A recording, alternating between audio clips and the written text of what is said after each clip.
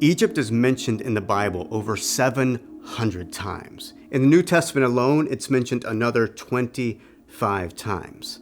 To say it a different way, other than the land of Canaan, the promised land, Israel, Egypt is mentioned more frequently than any other place than all the Bible.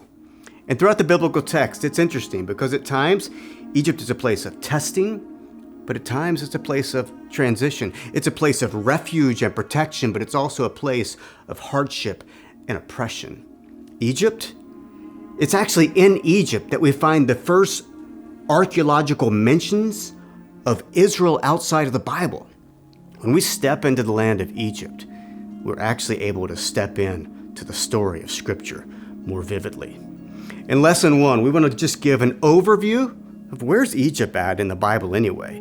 You may be surprised of how often and how frequent it shows up. The first mention of Egypt is in Genesis chapter 10. It's in a passage that's often referred to as the Table of the Nations. It outlines Noah and his 3 surviving sons, and each of these sons is like the ancestral head of nations and lands and people. There's about 70 listed there in Genesis chapter 10. One of the clans, one of the peoples that comes from one of Noah's sons is a guy by the name of Mitzrayim. Mitzrayim. It's an interesting word. It's actually the Hebrew word for Egypt. You fast forward to Genesis chapter 12. Abraham, he's in the land of Mesopotamia, Ur of the Chaldeans. God says, leave your home. He goes to Canaan. While in Canaan, there's a famine. Where does he go to get refuge? He goes to Egypt. While he's there, he picks up a slave, a woman by the name of Hagar. She'll become the mother of Ishmael. Fast forward to Abraham's grandson, Genesis 37, you've got Joseph. Joseph is sold into slavery by some human traffickers. He ends up in Egypt, and at 17 years old, he's sold again as a slave to one of Egypt's officials, a guy by the name of Potiphar. Genesis 37, all the way to Genesis 50, captures Joseph's life and his experiences in Egypt, but it also sets the stage for his dad Jacob and his other sons and their families to relocate to Egypt during a famine. And they do that, 70 in all. Joseph's ancestors, his brothers and their friends and their family, they move and they live there. Things are peaceful. They stay there for several generations. That is until the book of Exodus opens and we're told there's a new Pharaoh in town, maybe even a whole new era in Egypt. And that Pharaoh begins to oppress Egypt with cruelty and slavery. The book of Exodus tells of God raising up Moses and delivering Egypt. And the rest of Exodus happens in and around Egypt. When we fast forward to 1st and 2nd Kings, we find that many of those kings interact with the pharaohs again and again. In fact, 1 Kings chapter 3, it tells us that Solomon is going to marry one of King of Egypt's daughters, the Pharaoh Simoon, archaeologists believe. It actually adds parenthetically in 1 Kings chapter 9, verse 16, that the Pharaoh, the king of Egypt, he went in, he pummeled Gezer, he set it on fire, he destroyed it, then rebuilt it. And what does he do with it? He gives it to his new son-in-law as a wedding gift. Why? Because Pharaoh's daughter is married to Solomon. You fast forward to Solomon's son, Rehoboam, around 1 Kings chapter 14. There's another Pharaoh that shows up in the story. This time, a guy by the name of Shishak. He shows up, he pummels the temple, taking all the silver and gold.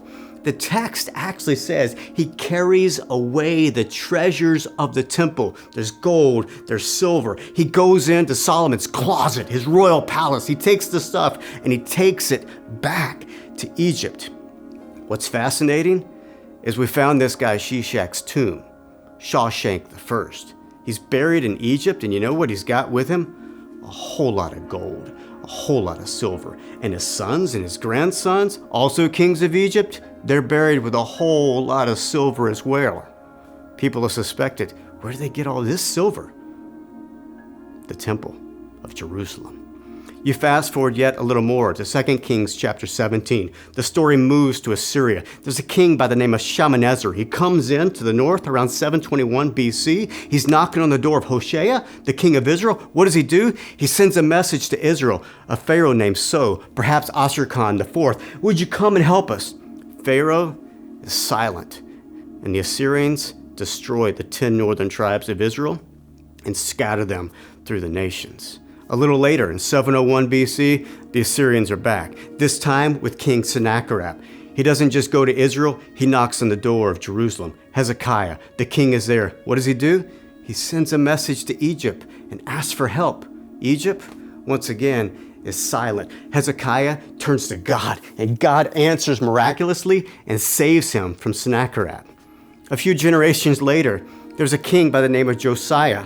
He gets meddled. Why? Because the Pharaoh, Necho II, is going to team up with the Assyrians to go against the Babylonians, and Josiah gets in the middle, tries to stop him at Megiddo, and Josiah dies in battle.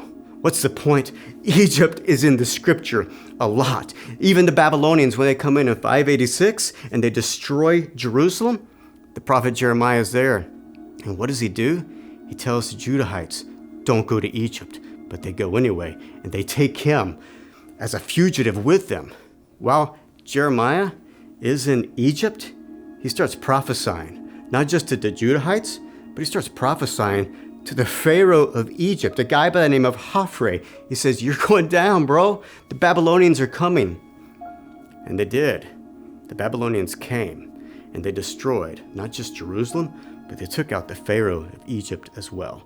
And there's a remnant of Jews that stay in Egypt. Jeremiah, he's in Egypt at that time. Fascinating, we've actually found Jewish temples in Egypt during this time. That's a lot of pharaohs. In fact, Pharaoh, the word, it shows up about 235 times in scripture. If you read closely, there's about 9 different distinct pharaohs. We're given the names of 5 of them. Egypt is all over the Old Testament.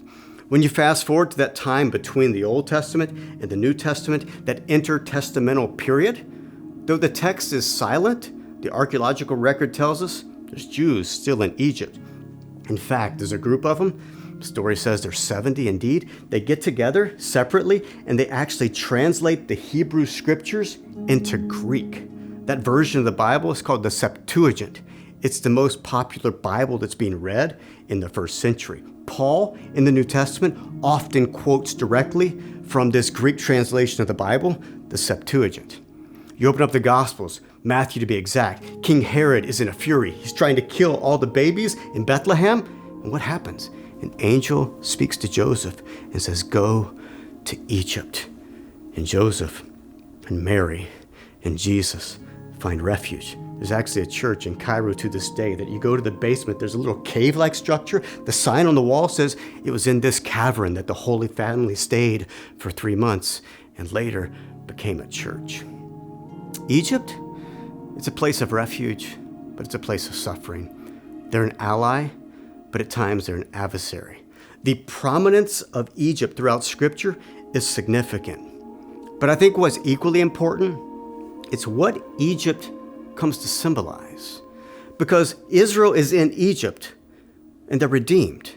In the New Testament, that becomes a picture of our deliverance from death and sin into Christ. In the Hebrew scriptures, the children of Israel are under oppression and bondage of Pharaoh. In the New Testament, we're under oppression and bondage. It actually calls us slaves to sin. And we too are redeemed. As the Hebrews passed through the Red Sea, Paul in 1 Corinthians 10 will say they passed through the waters, the baptism into Moses. Paul talks about you and I passing through the waters of baptism into Christ. The children of Israel, they're walking towards the promised land. It's a journey through the wilderness of life. You and I, we're on an ongoing spiritual journey into the image of Christ. The book of Hebrews speaks of Jesus as the fulfillment of that. He is the Sabbath that we enter into. He is the promised land that we find ourselves in.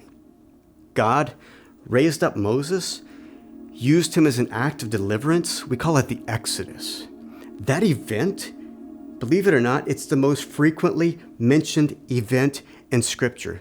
It's going to be mentioned some 120 times, this referring back to God delivering them. It shows up in the stories and the Psalms and the poets, the historical writings, the prophecies. Everybody, when they want to talk about God's power to deliver, they point back to the Exodus out of Egypt. Jesus did the same thing. On the night of his betrayal, he's at a Passover dinner. That Passover dinner that remembers that God passing over, the death angel passing over those that the blood of the Lamb was on their house. Jesus says, I am the new covenant.